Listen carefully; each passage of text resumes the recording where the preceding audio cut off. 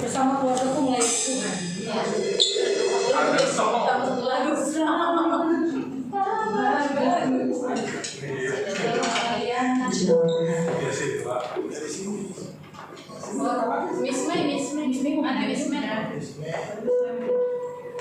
Selamat sore, Shalom. Sekali lagi Shalom. Bersyukur untuk anugerah yang Tuhan kasih dalam hidup kita. Amin. Saya percaya kita datang di tempat ini sudah mempersiapkan hati kita untuk menyembah Tuhan sama-sama. Mari jemaat yang dikasih Tuhan, kita bangkit berdiri untuk bersama-sama dengan orang percaya di segala waktu dan tempat.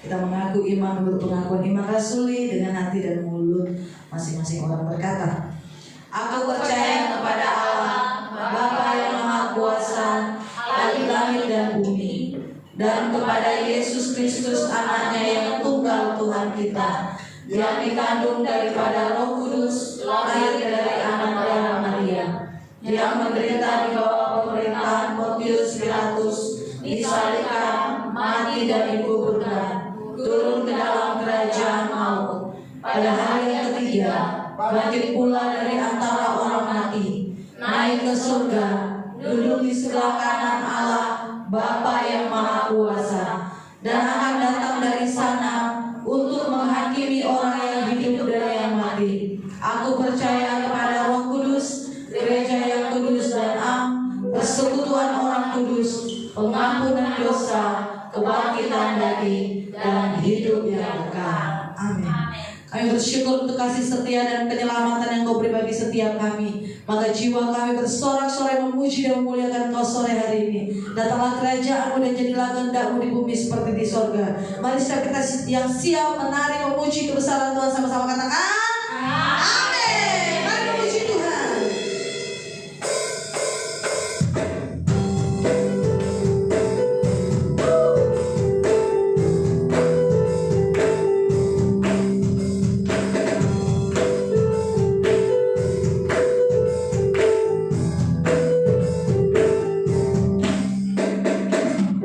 Haleluya, ku memuji-Mu Tuhan, karena asing-Mu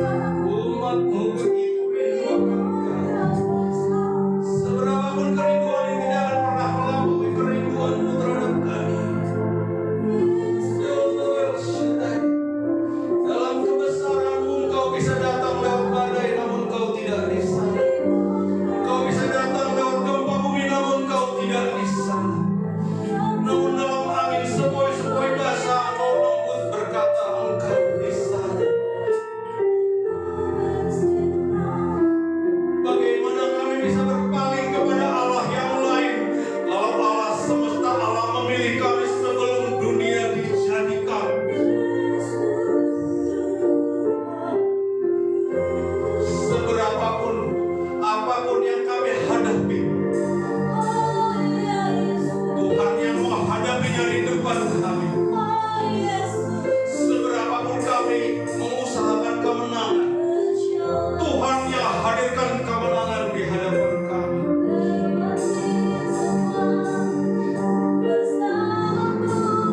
Terima kasih Tuhan.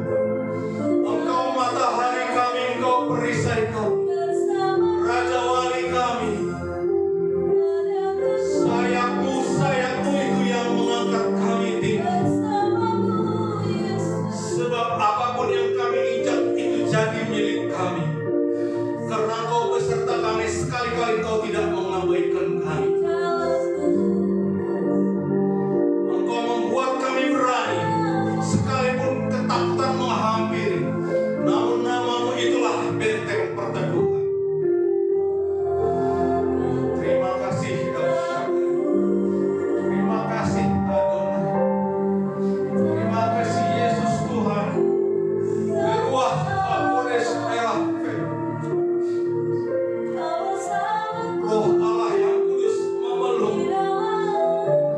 Roh Allah yang kudus mengayomi. Roh Allah yang kudus menjawab setiap kebutuhan.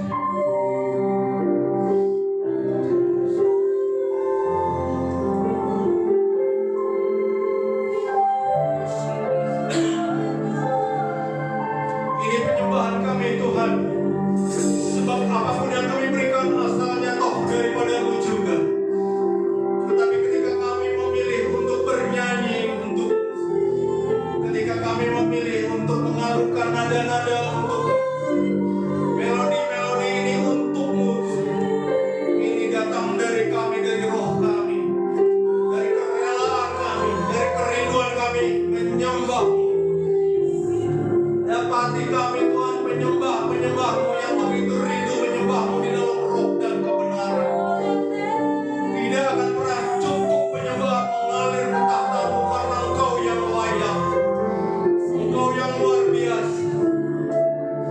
Allah pemulih, Allah penyelamatku, Allah bentengku, kota benteng gunung perteduhanku. Biarlah ketika kami berjalan di dalam lembah kekelaman itu adalah perjalanan yang manis, karena hadirat-Mu adalah sesuatu lebih manis daripada madu Tuhan. Terima kasih Allah yang menjawab segala doa, Allah yang luar biasa. Terima kasih Kau melayakan kami di dalam hadirat-Mu, masuk takhta suci-Mu, takhta kasih karunia-Mu Tuhan. Izinkan kami tetap di sana menikmati baik-Mu, menikmati firman-Mu yang adalah Engkau, supaya kami beroleh Engkau sepenuhnya, mendapati hidup yang berkenan di hadapan-Mu, hingga pada saatnya nanti kami kembali ke surga menikah dengan anak domba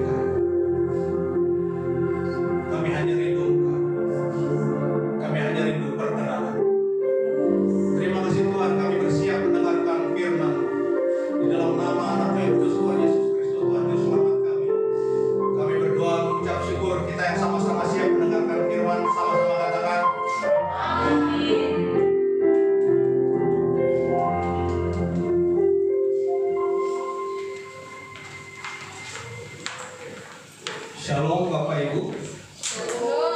Terima kasih kepada tim musik yang luar biasa, BTW, WL, Kak Mei, Kak Raja, Kak Lani, Kak Erni, para pemusik, Bapak Ibu jemaat semua. Kita paduan suara yang bagus di hadapan Tuhan, yang dengar cuma Tuhan. Bersama malaikat di surga kita ikut menyumbangkan sesuatu.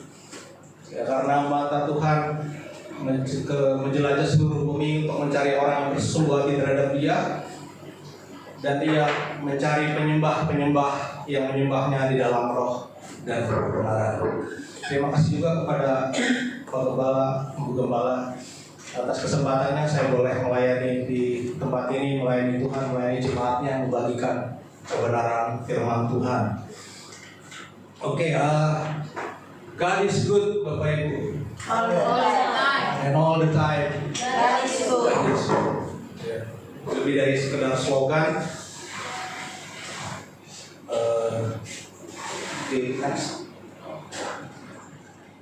Ya, jadi bulan ini kita akan menggali sosok-sosok yang jarang kita dengar di Alkitab. Man of God yang jarang kita dengar di Alkitab. Ya, kalau minggu kemarin Pak Gembala udah bahas tentang Samgar. Samgar itu cuma berapa ayat?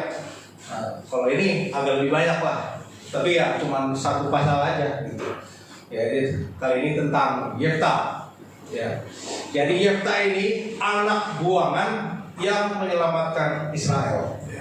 Jadi biar ada gambaran apa, saya kasih judul Di Reject Dunia, Di Endorse Tuhan. Amin. Kan Bapak Ibu jemaat yang nggak asing dengan online ya, supaya jangan terbalik ya. Di endorse dunia ujungnya malah di reject Tuhan ya. Lebih baik di reject dunia tapi nanti di endorse Tuhan. Kita akan lihat tentang Yefta.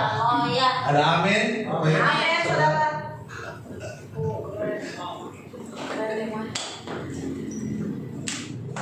Next. Lagi. Ya, ini 3 poin yang saya akan kupas di minggu ini. Saya undang Bapak Ibu, kita ucapkan sama-sama.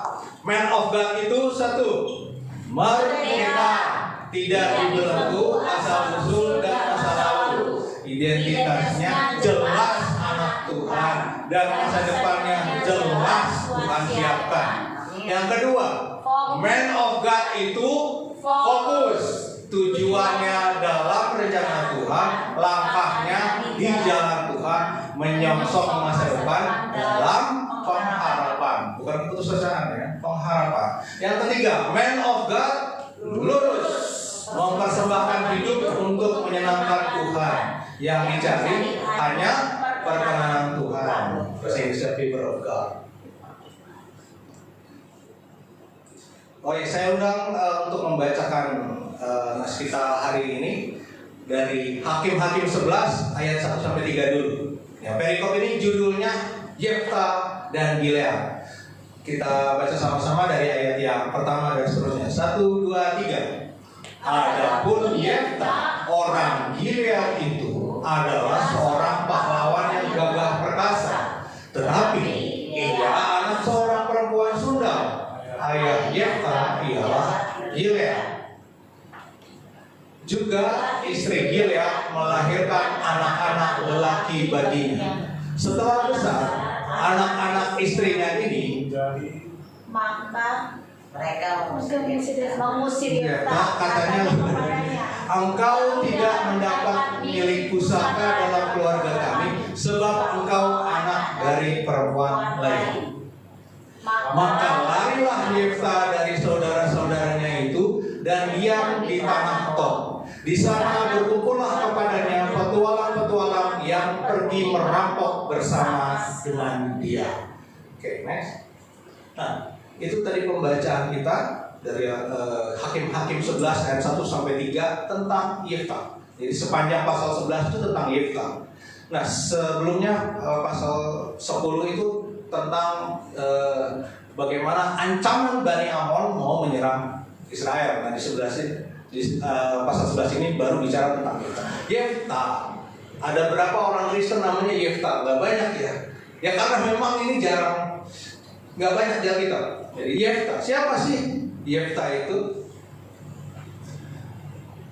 Nah, kalau saya pakai terjemahan lain, ya Alkitab terjemahan sederhana Indonesia, ayat 1 tadi bunyinya begini. Yefta adalah seorang pejuang yang gagah berani. Oke, sama ya.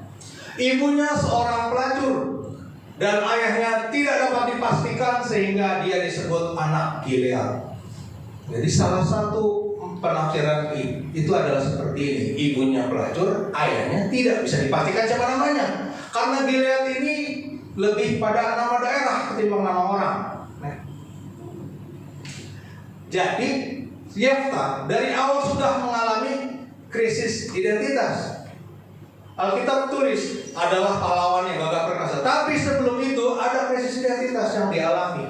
Jadi sebelum dia mulai sukses, siapa sih Yefta? Yefta itu bukan siapa-siapa. Anak Gilead, anak siapa? Karena Gilead ini belum tentu nama orang. Sudah pasti nama daerah, tapi belum tentu nama orang. Kalau bapaknya nggak ditulis, ini anak siapa? Apa di masyarakat Yahudi? Apa artinya kalau bapaknya nggak jelas? Kemudian identitasnya dihina. Kan tadi ibunya sudah dihina. Kemudian dari keluarga yang bermasalah, tadi kita baca di ayat tadi bahwa dia diusir oleh saudara-saudaranya. Nah, apa sih akibat keluarga bermasalah? Yefta hadir di tengah keluarga bermasalah.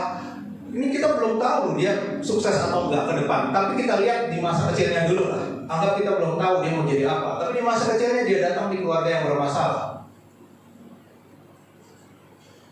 Nah, akibat keluarga yang tidak berfungsi, ya, nggak ada aturan di rumah. Jadi tidak terbiasa ada aturan, tidak terbiasa diatur, tidak biasa hidup teratur. Jelas nggak punya tujuan jadinya ya. Tidak ada teladan, menyangka siapa? Ibunya sundal, ayahnya kalau tidak ditulis untuk seorang pahlawan, berarti ayahnya juga bermasalah. Nah, kemudian tidak ada damai di dalam rumah. Untuk anak kecil, untuk seorang yang muda dalam kondisi kayak begini, orang akan dengan gampang ngomong mau jadi apa ini anak. Sama, Yefta juga begitu. Kalau kita belum tahu masa depannya Yefta, mau jadi apa ini anak. Pada akhirnya dia diusir dan kehilangan identitasnya. Keluarganya nggak rukun. Jadi karena dia tidak datang pada keluarga yang katakanlah teladan baik ideal. Tidak, dia datang pada keluarga yang tidak berfungsi. Next, tolong. Nah, karena datang dari keluarga yang tidak memberikan identitas, dia nggak tahu dirinya siapa. Dia cuma pengen hidup, pengen menikmati hidup. Apa sih akibat kehilangan identitas? Next. Nah ini ayat 3 yang tadi kita baca. Maka larilah Yefta dari saudara-saudaranya itu dan diam di tanah Tob. Saya kasih merah. Larilah. Di sana berkumpullah kepadanya petualang-petualang yang pergi merampok bersama-sama dengan dia. Karena dia nggak tahu dirinya siapa, dia lari, dia salah komunitas, kemudian dia hidup dalam pelanggaran-pelanggaran. Kalau kita tahu identitas kita siapa, kita nggak hidup lari-lari, Bapak Ibu Saudaraku. Kita jelas menuju ke satu titik. Nah, titik itu apa? Cita-cita, visi yang kita udah bahas di bulan yang lalu. Visi di dalam jalan Tuhan. Kalau kita tahu siapa kita. Nah ini orang nggak tahu siapa dirinya, ya dia cuma bertahan hidup. Nah kita apakah hidup hanya di bertahan hidup, atau kita hidup karena Kristus ada hidup di dalam aku. Dan next, akibat kehilangan identitas itu kayak rumah tuh kita. Kalau kita tidak di dalam rumah kita nggak jelas ngapain, kita tidak nyaman dengan hidup kita. Ya. Jadi dia hidup dalam pelarian, ke sana ke sini, ke sana ke sini. Di setiap tempat tidak ada damai sejahtera, maka disebut dalam pelarian. Kemudian salah memilih komunitas. Tadi dia berkumpul dengan orang-orang, sebetulnya itu orang-orang yang senasib sih kalau kita lihat. Orang-orang yang sama-sama nggak ngerti identitasnya, sama-sama tidak punya arah misalkan menyenangkan Tuhan, tapi sama-sama pengen menyenangkan dirinya sendiri, kedagingannya. Jadi salah milik komunitas. Salah milik komunitas ya pergaulan yang buruk merusak kebiasaan yang baik. Bagaimana lagi? Nah, isi hidupnya pelanggaran. Siapa sih yang mau bercita-cita jadi perampok? Ya, gak usah perampok. Untuk cleaning service misalnya, apakah itu cita-cita? Kan bukan. Ini lebih parah, lebih hina gitu ya. Ini jahat, merampok. Enggak ada orang yang maunya merampok. Ya. Jadi kalau nggak punya identitas, nggak tahu dirinya siapa, hidupnya kemana-mana. Dan kecenderungannya adalah kacau balau. Next. Jadi tadi dia hilang identitasnya, dia nggak dapat dari keluarganya. Sebetulnya apa sih identitasnya dia? Nah, next, kita lihat identitasnya Yefta. Nah, Tuhan itu tidak iseng menghadirkan Yefta. Sama, Tuhan tidak iseng menghadirkan saya, Bapak, Ibu, Saudaraku. Tuhan nggak iseng. Tuhan bukan tanpa tujuan. Nah, kalau di dalam bahasa Ibrani-nya, ya, arti nama Yefta atau Yiftah itu bagi bapaknya artinya adalah dia yang membuka. Jadi dia yang membuka rahim maksudnya, sehingga lahirlah anak. Nah, ini bapaknya juga bermasalah karena ada istrinya. Ada istrinya, dia tidak menunggu sampai istrinya memberi anak, tapi dia ke perempuan sundal baru mendapatkan anak. Dan ini adalah Yefta. Nggak asing dengan kisah ribuan tahun sebelumnya. Siapa tuh yang nggak sabar menunggu? Abraham ya. Abraham. Bedanya kalau yang ini bapaknya. Kalau kasus Abraham yang nggak sabar, Sarah. Sarah ya. Sarah yang menawarkan.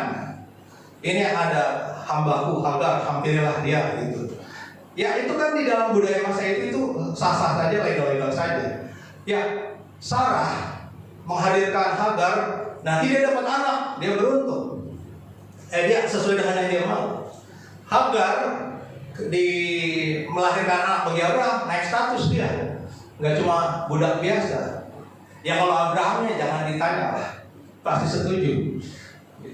Cuman akibat ketidaksabaran itu, masalah muncul. Ini juga sama. Yang nanggung bukan pelakunya, yang nanggung anaknya.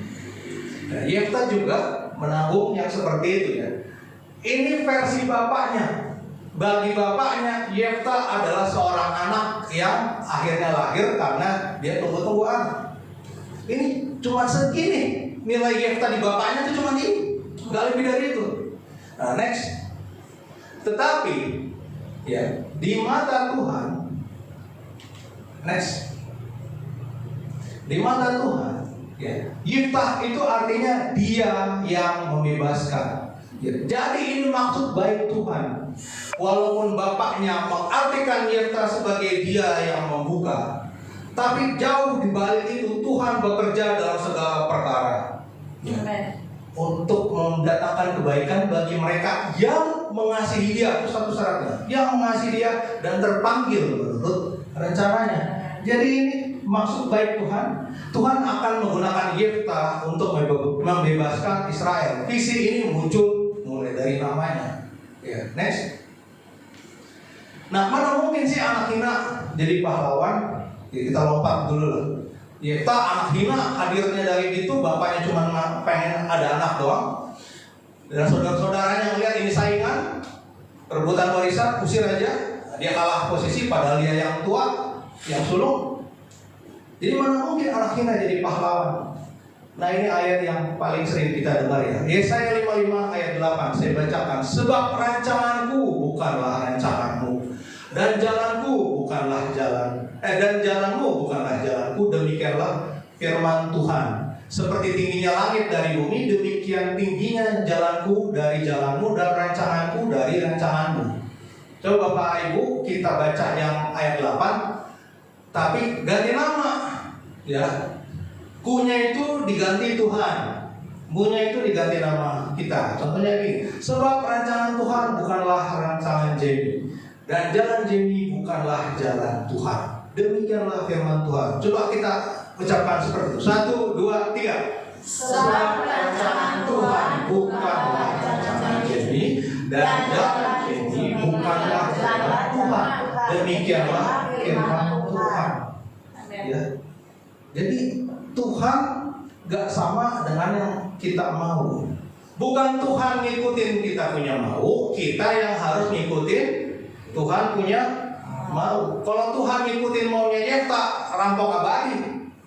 Selamanya rampok, tinggal ganti-ganti jenis. Lama-lama rampoknya lebih besar gitu. Ya, rampok uang negara dan macam-macam. Tapi Tuhan tidak ikuti maunya Yefta. Pada akhirnya Yefta yang ikutin maunya Tuhan. Next. Nah, coba kita ulang sekali lagi 3 poin man of God. 1, merdeka, tidak dibelenggu asal-usul dan masa lalu. 2, fokus, tujuannya dalam rencana Tuhan, langkahnya di jalan Tuhan. 3, lurus, mempersembahkan hidup untuk menyenangkan Tuhan. Next. Maka Tuhan memulihkan dahulu identitas Yefta. Ya, masa lalu kita nggak bisa diubah. Yefta anak pelacur, udah anak pelacur sampai kapan juga tetap anak pelacur. Ya, bapaknya nggak jelas, sampai kapan bapaknya nggak jelas. Tapi bukan itu identitas Yefta di dalam Tuhan.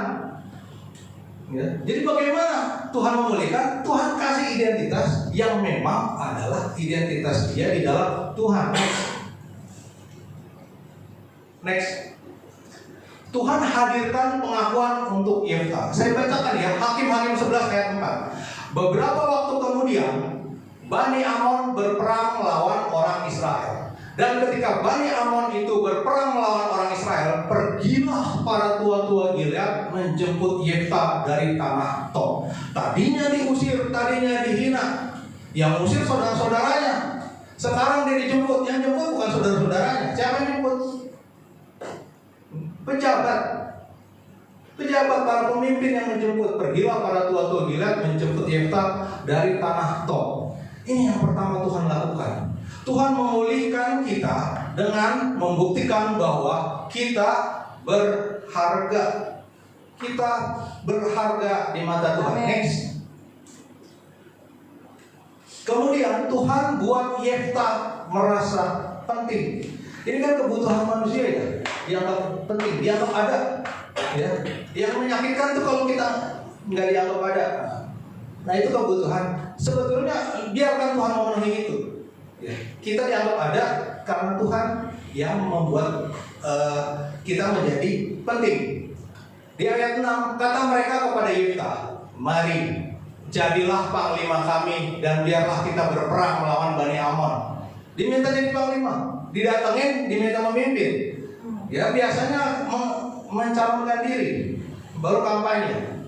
Nah ini nggak pakai kampanye, diminta suruh jadi pejabat, suruh jadi pemimpin. Jadi di sini Tuhan pulihkan bahwa Yefta diakui punya keahlian, padahal rampok tuh. Ya Tuhan bisa putar balik sedemikian jauhnya supaya Tuhan pulihkan rasa bangga Yefta. Pelan-pelan Tuhan membangkitkan dia jadi manusia yang punya arti, yang hidupnya punya arti, punya makna. Tuhan pulihkan identitasnya pelan-pelan dari Yefta. Next. Namun, itu udah bagian Tuhan tuh. Udah pulihkan dia berharga, dia penting, dia mulia. Tapi Yefta juga punya bagiannya. Ya. Apa bagian Yefta? Yefta harus mengatasi kepahitannya dulu. Di ayat 7 bunyinya begini. Tetapi kata Yefta kepada para tua-tua Gilead itu, bukankah kamu sendiri membenci aku dan mengusir aku dari keluargaku? Mengapa kamu datang sekarang kepadaku pada waktu kamu terdesak?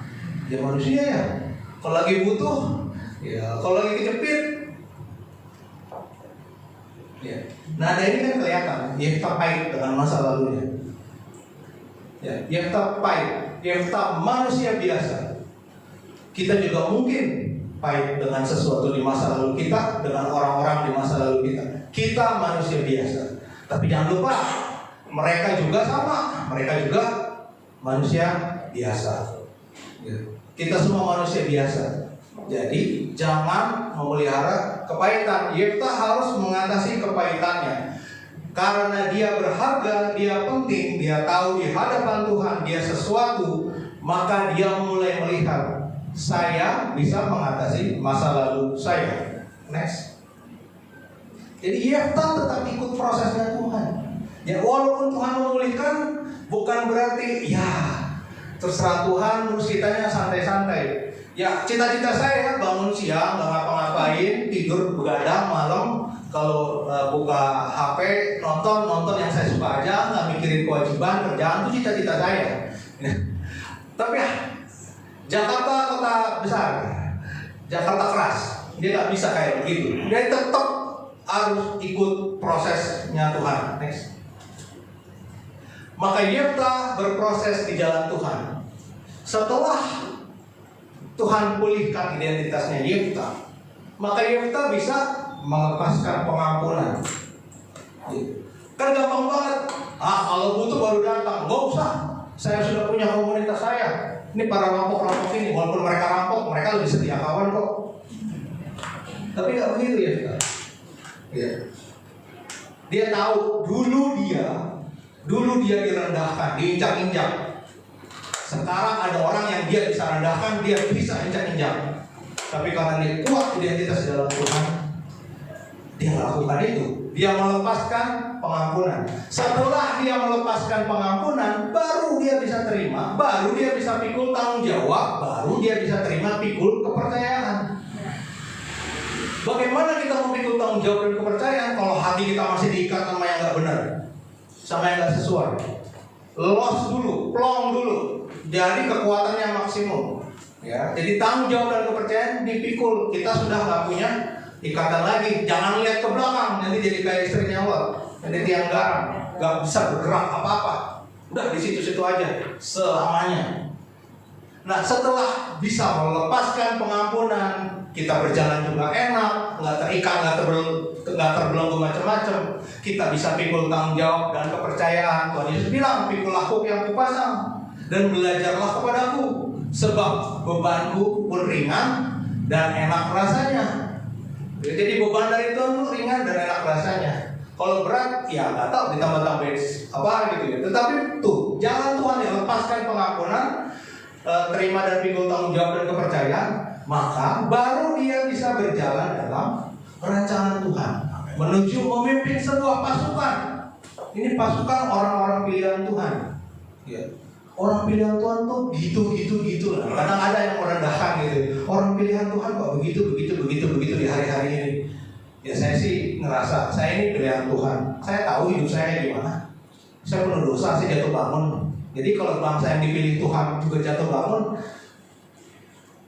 kenapa harus dihakimi? Ya, jadi itu kita ngerti, berjalan dalam rancangan Tuhan. Nah, setelah dia berjalan dalam rancangan Tuhan, wah saya kuat, saya bisa jalan sendiri, apa seperti itu? Tidak, Bapak Ibu. Dia tak sadar bahwa pemulihan hanya datang dari Tuhan. Ayat 11, Hakim-Hakim 11. Maka Yefta ikut dengan para tua-tua Gilead, lalu bangsa itu mengangkat dia menjadi kepala dan panglima mereka. Keren kan?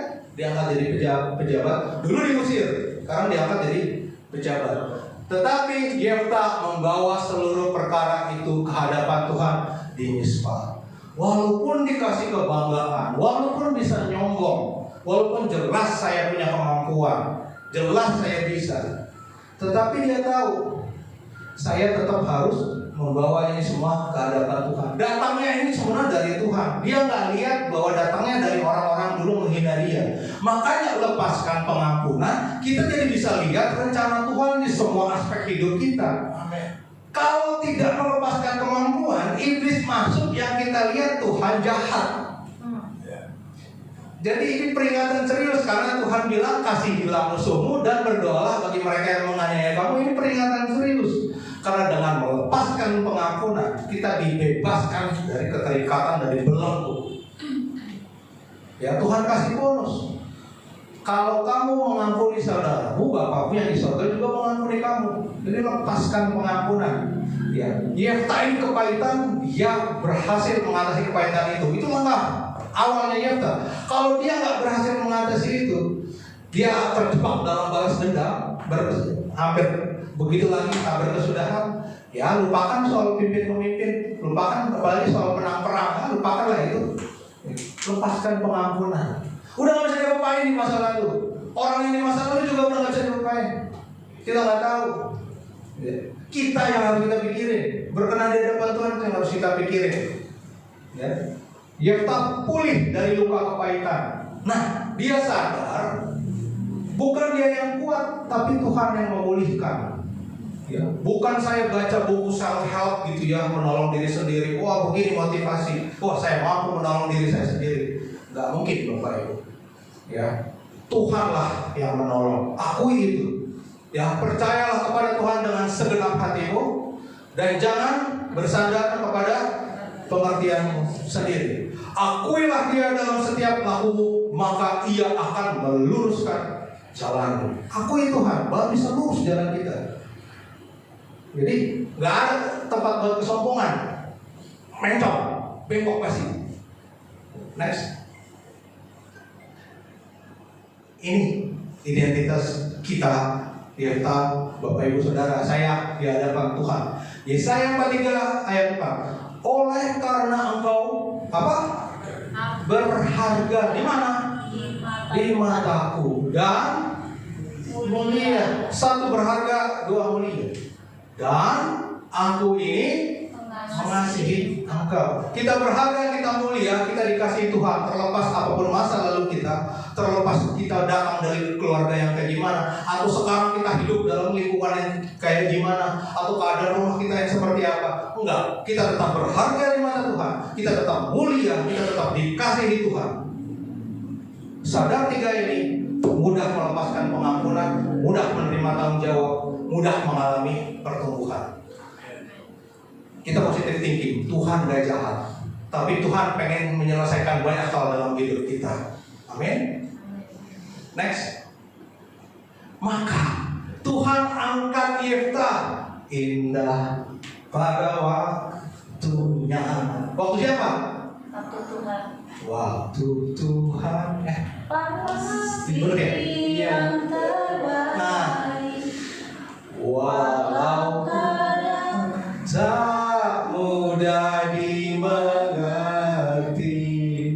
lewati cobaan, ku tetap percaya waktu Tuhan pasti yang terbaik. Saya lagi nyiapin multimedia, slide lagu, kan dikasih link YouTube-nya. Ya, saya nonton lagunya, saya taruh lirik-lirik di multimedia.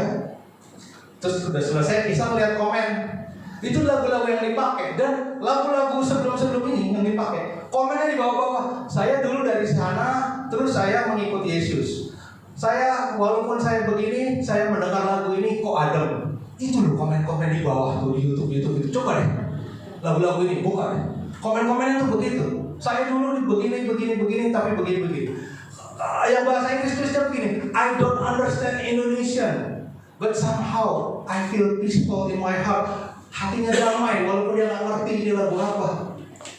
Jadi lagu-lagu yang jujur yang mengalir dari Roh Kudus pakai. Ya, makanya termasuk itu tadi lagu indah pada waktunya. Waktu Tuhan, Bapak Ibu.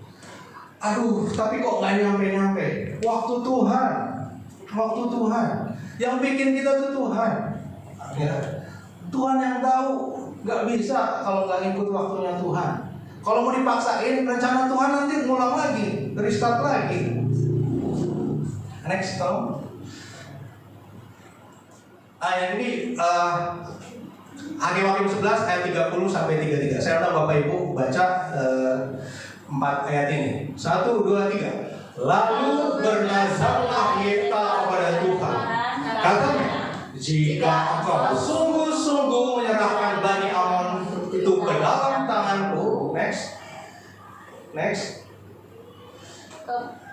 maka apa yang keluar dari pintu rumahku untuk menemui aku pada waktu aku kembali dengan selamat dari Bani Amon, itu akan menjadi kepunyaan Tuhan dan aku akan mempersembahkannya sebagai korban bakaran. Next.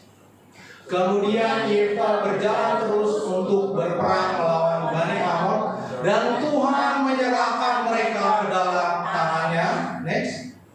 Ia menimbulkan kekalahan yang amat besar di antara mereka, mulai dari Aroer sampai dekat Ninit, 20 kota banyaknya, dan sampai ke Abel Keramin, sehingga Bani Amon itu ditundukkan di depan orang Israel. Oke, next.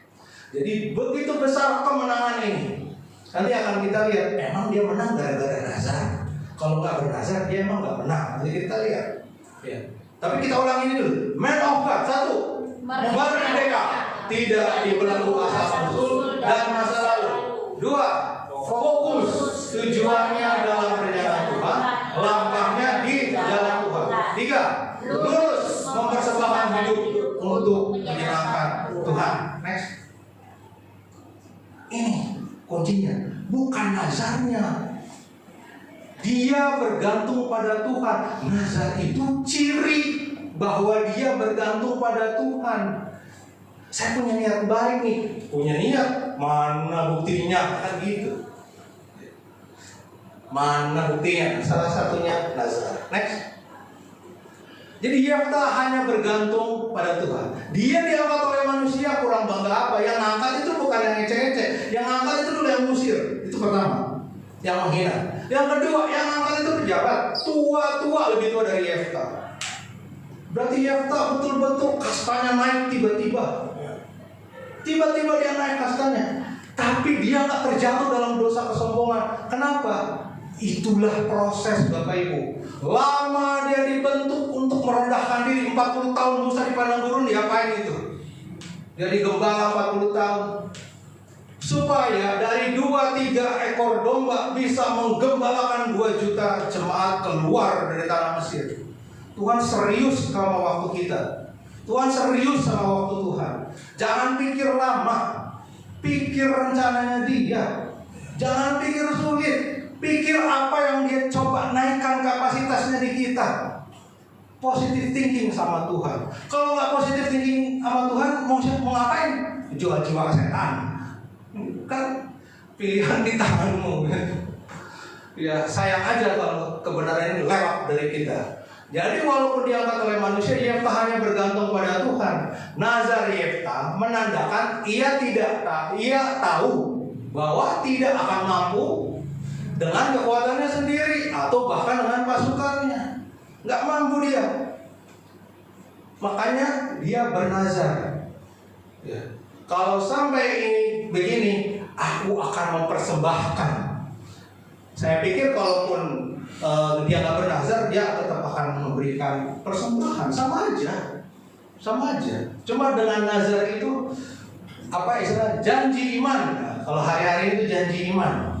Bukan kita ngasih sesuatu yang kita nggak bisa capai, bukan. Kita ngasih sesuatu yang iman kita bisa nyampe. Ini nazar ini begitu. Di mana iman kita terletak, di situ kita berserah sama Tuhan. Kalau gitu saya bisa asal-asalan dong ngasih nazar. Ya makanya kenal Tuhan dulu baru bernazar. Bernazar cuman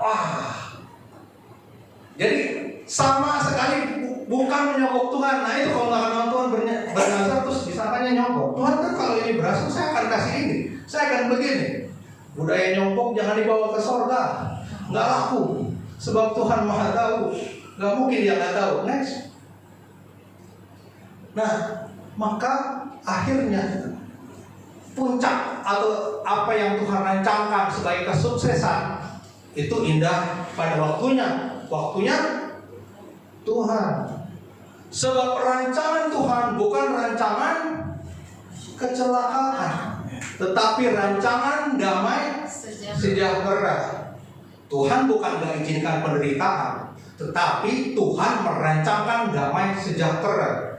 Segala pemberian yang baik berasal dari atas, berasal dari Bapa segala terang, padanya tidak ada pertukaran. Surat Yakobus katakan begitu. Ya. Jadi Allah, Bapa, Kristus, bahkan di dalam terang Roh Kudus, pemberiannya cuma yang baik. Begitu ada yang jahat, ya jangan buka celah kepada iblis, kan gitu. Alkitab katakan, lawanlah iblis maka ia akan lari daripadamu. Ya sudah.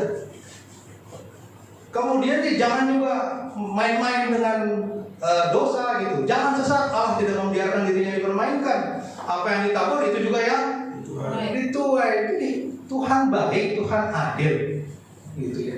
Makanya indah pada waktunya, tunggu waktunya Tuhan.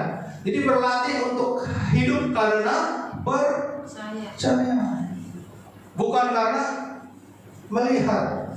Saya udah sering dengar ayat ini, melihat apa percaya. Kita kan melihat mana? Makanya Bapak Ibu, kita dilatih untuk naik ke level iman itu bisa dengan doa, puasa, nazar atau janji iman. Dengan doa, puasa, nazar itu kita melatih diri ini ya, untuk sabar ikut prosesnya Tuhan. Doa, puasa, janji iman bukan sarana memaksa Tuhan. Contohnya begini, saya kasih contoh puasa. Kita puasa, artinya kita tahu kita bisa makan, tapi kita nggak mau makan. Ya kita tahan itu makanan. Ini lambung kita tahu nggak kalau niat kita begitu? Nggak tahu ya. Dia ngasih rasa lapar. Usus kita bagaimana? Dia juga ngasih perasaan bahwa kita butuh makan. Jantung bagaimana? Melemah. Dia bilang kita kurang nutrisi. Tapi otak kita sadar, makanan ada kok. Nanti ada waktunya. Nanti akan makan. Tapi nggak sekarang. Cuma perut tetap keroncongan. Tetap nuntut. Tenggorokan kering. Haus. Badan lemas. Ya. Jadi ini gambarannya. Tuhan punya rencana, Tuhan tahu. Nah, kitanya yang sering banget nggak tahu. Seperti badan kita nggak tahu bahwa nanti akan makan. Di dalam proses puasa itu nanti akan makan. Kita juga dituntut untuk percaya. Nanti Tuhan akan sediakan. Nanti Tuhan akan pulihkan. Nanti Tuhan akan bangkitkan. Jadi kalau terbiasa dengan puasa, jadi kita biasa dengan sabar. Karena, aduh Tuhan, saya yakin Engkau maksudnya baik, tapi kok lama banget. Kita bisa tunggu. Kita bisa tunggu. Mau keroncongan jam ini, belum waktunya untuk buka puasa. Ntar dulu, belum. Apalagi puasa 3 hari, Bapak Ibu. Wih, ya puasa sehari aja lumayan, mulai 3 hari. Jadi kalau Tuhan kasih waktu penantian lama, wah. Nah, iman kita dibangkitkan. Iman kita dibangkitkan. Percaya. Kenapa bisa percaya? Karena kenal sama siapa yang kita percaya. Kita kenal Tuhan, Tuhan tidak pernah melanggar janjinya. Kita kenal Tuhan karena janjinya kita nggak sembarangan klaim terus kita nggak baca lengkap. Katanya akan selalu jadi kepala dan jadi ekor. Padahal makanya ada tuh, asal engkau baik-baik mendengarkan dan melakukan perintah Tuhan Allahmu. Jadi lengkap dong. Baru jadi Tuhan turun. Ya, karena kita kenal sama Tuhan. Ya, sabar. Ada waktunya Tuhan. Yeftah bisa nunggu. Ya, dalam prosesnya Yeftah nunggu.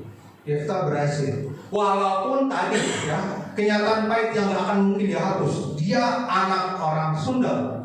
Kedua, bapaknya gak jelas. Itu gak akan bisa dihapus. Tapi bukan atas itu dia hidup. Bendera dia bukan bendera itu. Panjinya atasku, panjinya atasku, panjinya atasku adalah cintanya. Jadi apa yang kita banggakan? Kasih Tuhan. Itu lagu dalam apa ya? Kasih-Mu Tuhan di tempat ini, kebaikan-Mu sungguh ku rasakan, kami bersuka di pesta-Mu Tuhan. Segala yang Kau buat indah semuanya. Nanti Tuhan akan bawa ke perjamuannya. Ya, perjamuan Dia. Pestanya pesta Tuhan, bukan definisi kita. Next. Nah, di Hakim-Hakim lanjutannya nih, dia menang perang nih. Ya, ayat 34 saya bacakan. Ketika Yeftah pulang ke Misbah, ke rumahnya setelah menang perang nih, tampaklah anaknya perempuan keluar menyongsong dia dengan memukul rebana serta menari-nari. Katanya yang keluar pertama dari pintunya dia akan korbankan untuk Tuhan. Yang keluar dan yang menyambut dia, bukan yang keluar doang kucing terus yes, yang keluar kucing, enggak. Yang keluar dan menyambut dia. Tentu Yefta berharap yang keluar sapi, kebo gitu. Yang keluar anak perempuan, kita baca dia. Dia anaknya yang tunggal. Ya. Tampaklah anak perempuan keluar menyongsong dia dengan memukul rebana serta menarik-narik. Dia anaknya yang tunggal. Selain dari dia tidak ada anaknya laki-laki atau perempuan. Dia bikin nazar. Bagi dia anaknya itu seluruh hidup dia. Yang keluar seluruh hidupnya. Dia udah punya cita-cita. Saya nggak kebayang saya punya perempuan. Oh, malah kebayang lah. Dia punya cita-cita ini nanti anak akan bagaimana? Mungkin nikahnya akan sama yang terkenal di situ. Hidupnya akan begini, akan ada cucunya. Dia udah punya cita-cita banyak sekali. Yang keluar anaknya. Ya. Respon berikutnya itu, anakku, engkau menghancurkan hatiku. Aku sudah bernazar kepada Tuhan dan tidak dapat aku mundur. Saya baca itu nadanya sedih sekali. Yang keluar anaknya, kehidupannya. Mungkin dia berjuang pengen buat banggain anaknya. Yang keluar anaknya yang harus dikorbankan. Next. Nah itu kan gambaran. Ribuan tahun kemudian ada seorang bapak atau ada bapak yang betul-betul mengorbankan anaknya. Allah kita, dia korbankan anaknya yang tunggal. Jadi berita ini udah hadir di perjanjian lama lewat berbagai perumpamaan. Kita ini menggambarkan nanti ada bapak yang mengorbankan anaknya karena bernazar kalau menang menghapus dosa, ini harganya. Itu tadi hal yang paling berharga, itulah persembahan yang harum di hadapan Tuhan. Bukan banyak hal yang paling berharga bagi saya, kebanggaan saya, bagi saya, karir saya. Di tengah saya melihat saya bisa ini, bisa itu, tapi saya harus lepaskan. Bakar itu di atas mezbah. Kalau itu paling berharga, itu harum di hadapan Tuhan. Ketika Tuhan membedakan persembahan Kain, persembahan Habel, ya saya nggak spekulasi lah. Kita lihat kitab Ibrani. Karena iman maka Tuhan menerima persembahan Habel. Artinya apa? Habel beriman, persembahannya akan diterima dan itu yang berharga. Kain imannya nggak nyampe ke sana. Berarti apa yang dipersembahkan? Makanya persembahan Habel diterima. Jadi tinggal kita lihat kitab Ibrani aja, jawabannya di sana. Di ayat 39, setelah lewat kedua bulan itu, jadi ceritanya ketika anaknya tahu bapaknya punya nazar, anak perempuannya, anaknya taat loh. Enggak, bentar, kita ngomong dulu. Emang tepatnya apa nazarnya? Kata-katanya apa? Kita mau tulis kata per kata. Siapa tahu dari aspek hukum Tauratnya bisa lolos saya. Enggak. Anaknya, ya sudah Bapak. Kalau sudah Bapak bernazar, ya aku akan ikutin. Cuma anaknya minta, beri aku 2 bulan ke gunung bersama teman-temanku.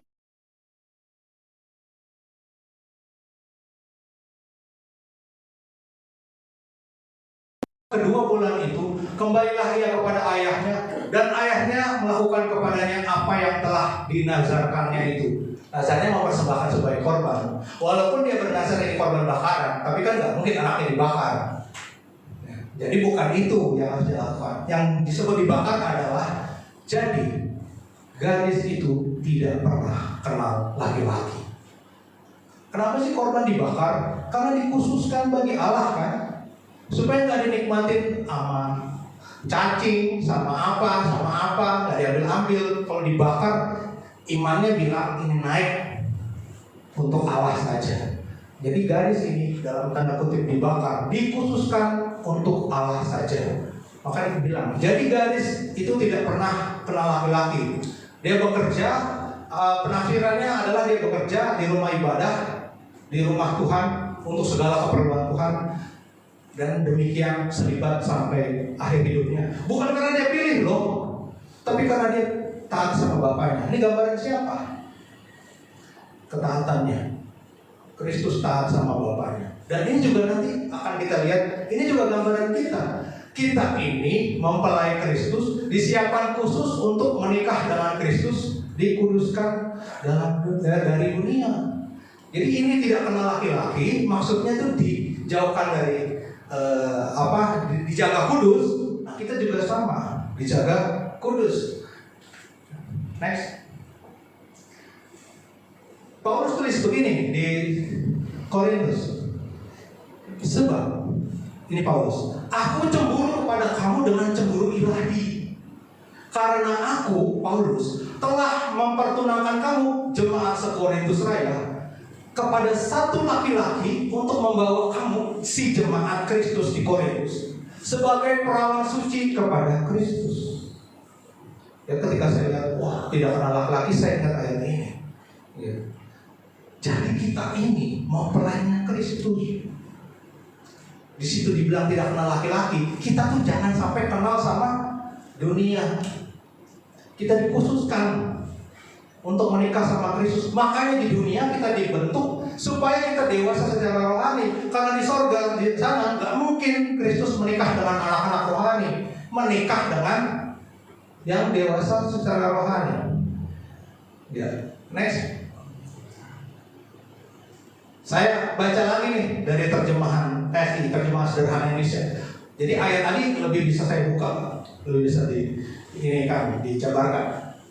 Tetapi sebelum saya menyampaikan hal itu, perlu saya beritahukan bahwa Allah menghendaki saya, Paulus, ya, untuk terus menjaga kalian dengan ketat, supaya kalian tetap setia kepada Kristus. Jadi jemaat ini diumpamakan mempelai Kristus. Saya mempelai Kristus, Bapak Ibu mempelai Kristus, Bapak Ibu saudaraku mempelai Kristus. Pada saatnya kita akan menikah dengan anak domba, cuman kita didewasakan dulu di dunia. Next.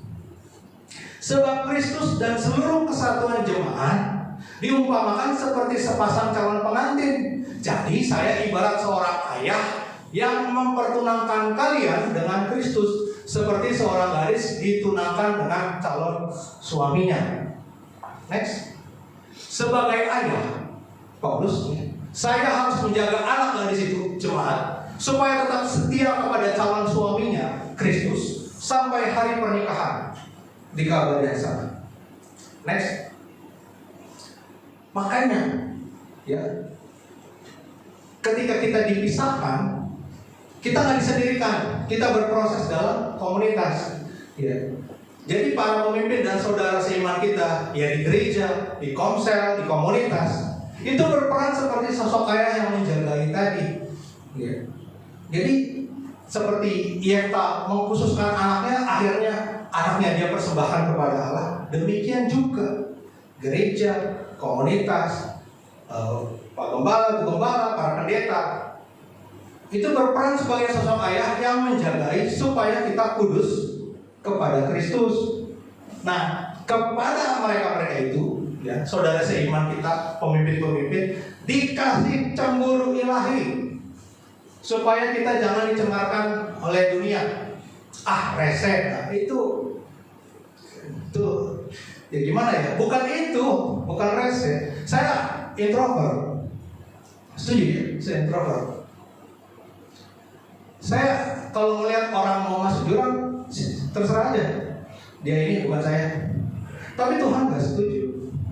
Ya, Tuhan gak setuju. Jadi untuk peduli memberi nasihat itu butuh kedekatan. Orang yang memberi nasihat hanya sekedar mematuhi perintah Tuhan, bukan dia senang. Ini bukan kayak apa?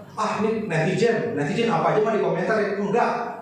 Ya, dia melakukan apa yang Tuhan suruh.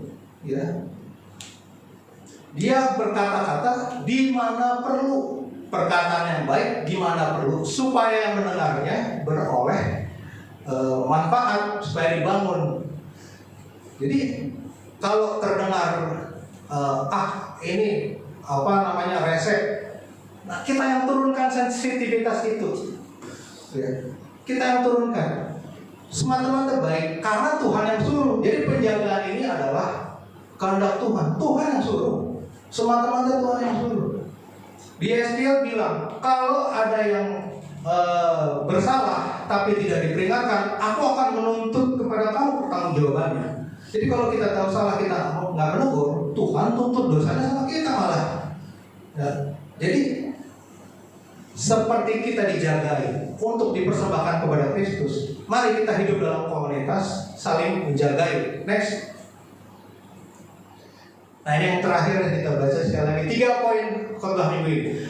Man of God, 1, merdeka, tidak dibelenggu asal usul dan masa lalu. 2, fokus tujuannya dalam rencana Tuhan, langkahnya di jalan Tuhan. 3, lurus mempersembahkan hidup untuk menyenangkan Tuhan. Oke, saya minta imam musik untuk ke depan. Next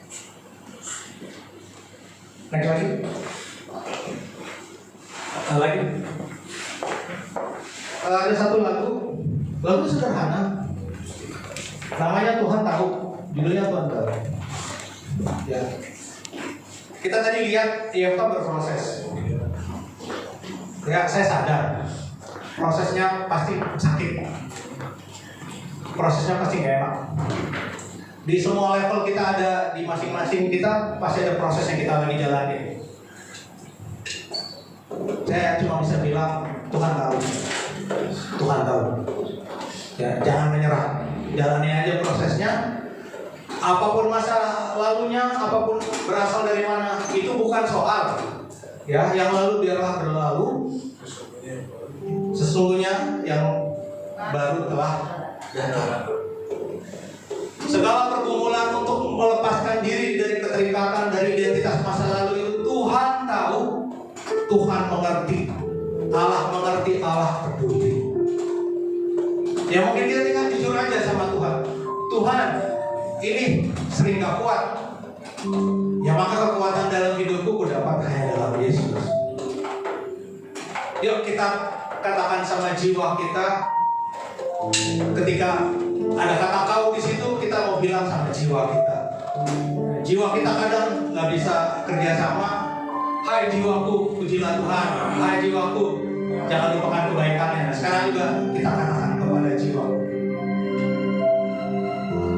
Perhatikanlah bunga bakung di ladang, Tuhan hiasi tanpa bekerja. Sungguh apalagi kita orang percaya, Tuhan pelihara, Tuhan cukupkan.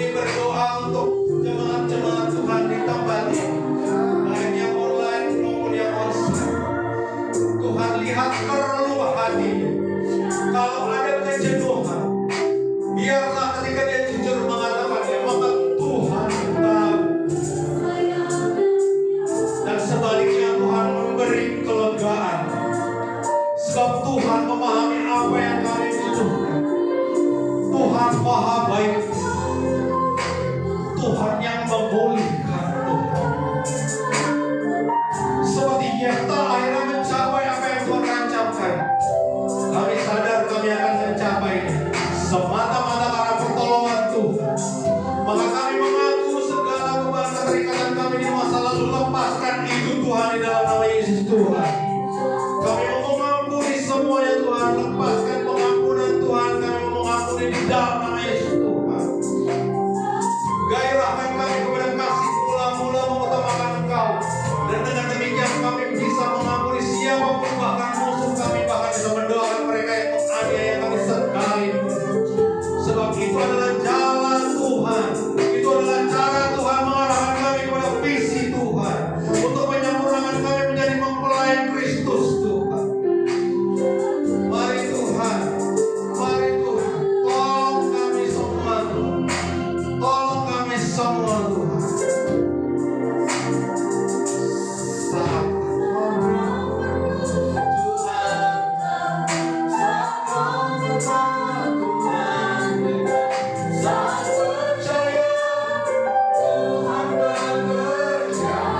Lepaskan pemulihan yang daripada Allah.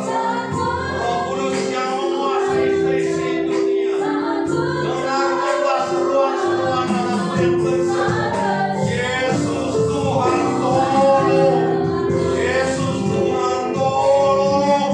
Kami tidak punya tempat bersandar. Kami hanya tahu Yesus Tuhan tuntun kami, berjalan di depan kami. Yesus Tuhan tolong.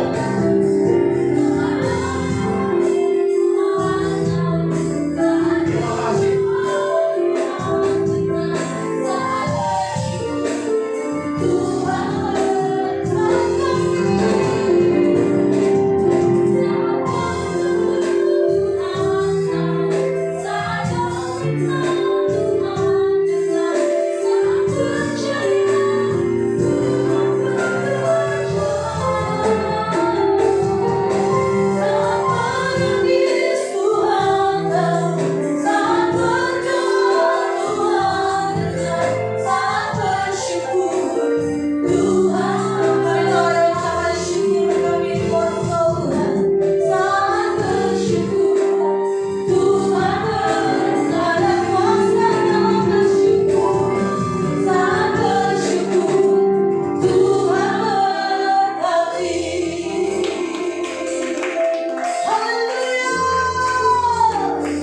Terima kasih Tuhan.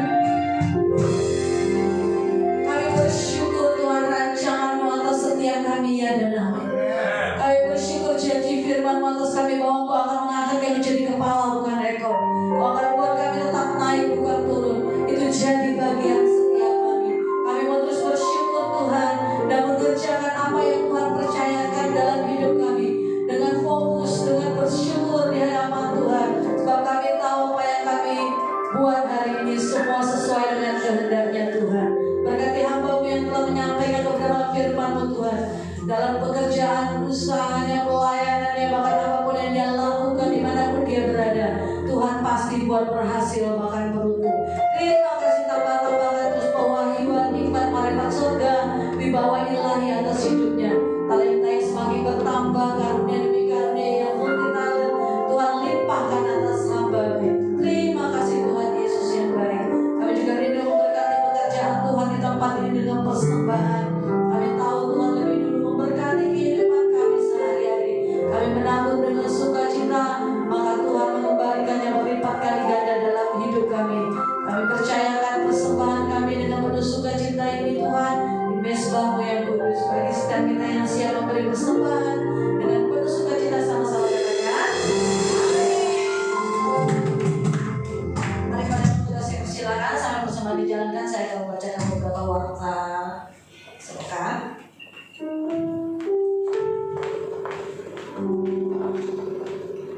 Saya mewakili Gembala Pengerja serta jemaat mengucapkan banyak-banyak terima kasih kepada Bapak Jimmy Mulyadi untuk firman yang telah disampaikan bagi setiap kami. Tuhan memberkati Pak berlimpah-limpah.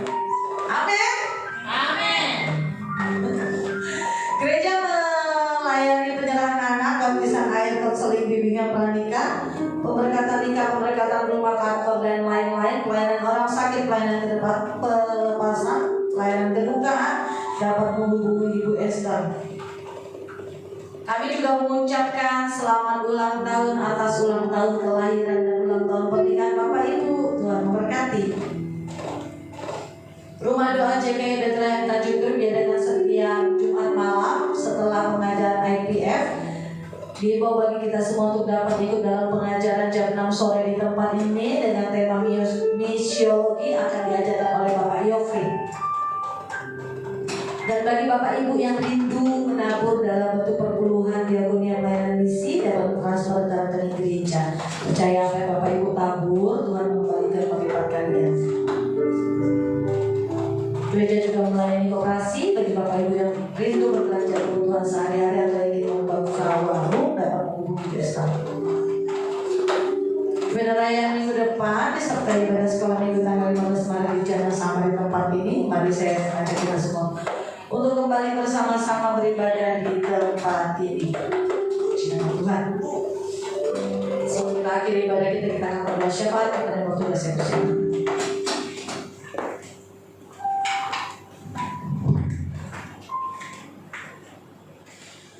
Mari Bapak Ibu kita tundukkan kepala kita bersatu di dalam doa. Segala syukur kami naikkan kepada Tuhan. Terima kasih buat firman yang sudah kami dengar. Terima kasih Tuhan, terima kasih. Kami bersyukur Tuhan.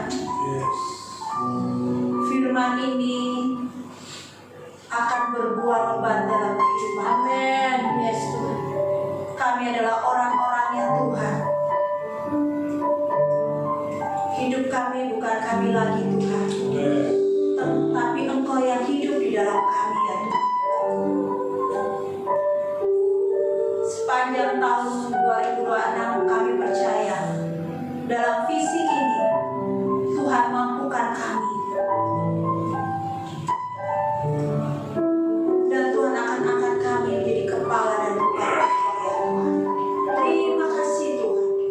Kau memberkati hamba-Mu Bapak Jimmy Mulyadi yang sudah menyampaikan kebenaran firman-Mu.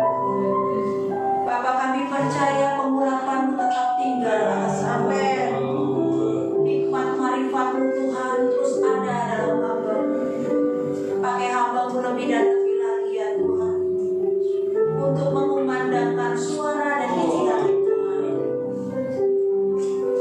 Terima kasih Bapak.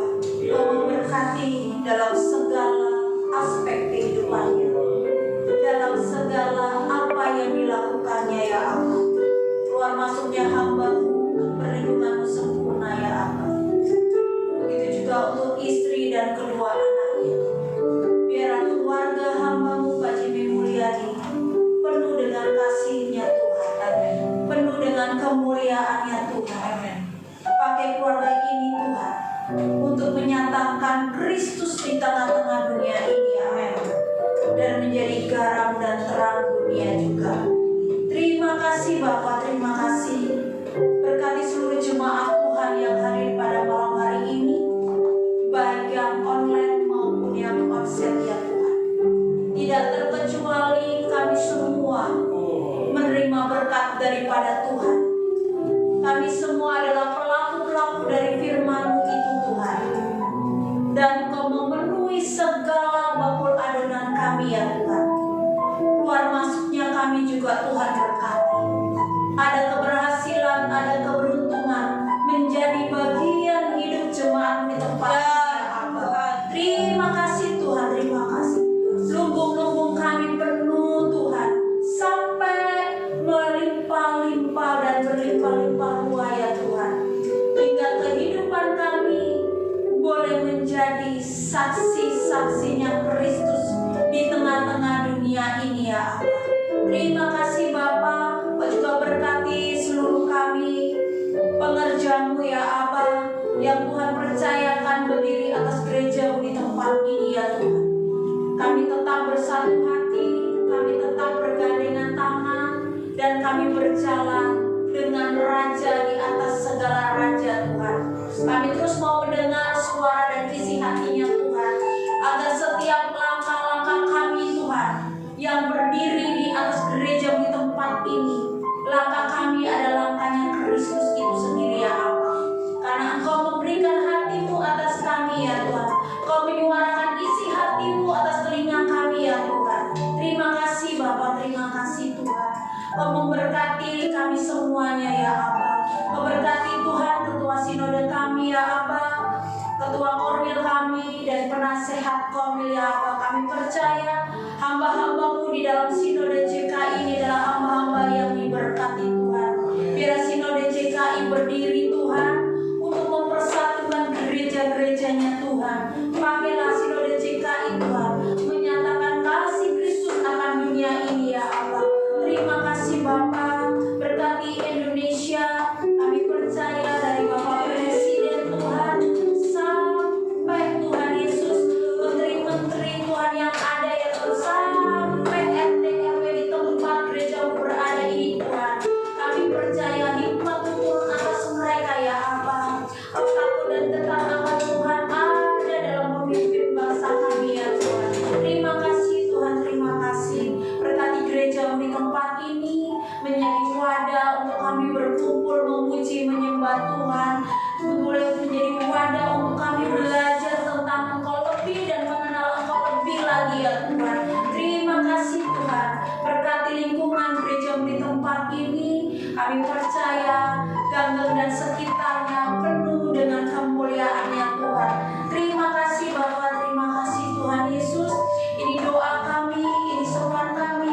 Kami alaskan doa kami seperti doa yang Tuhan sudah ajarkan kepada kami. Saya undang Bapak Ibu untuk bangkit berdiri. Bapa kami yang di surga,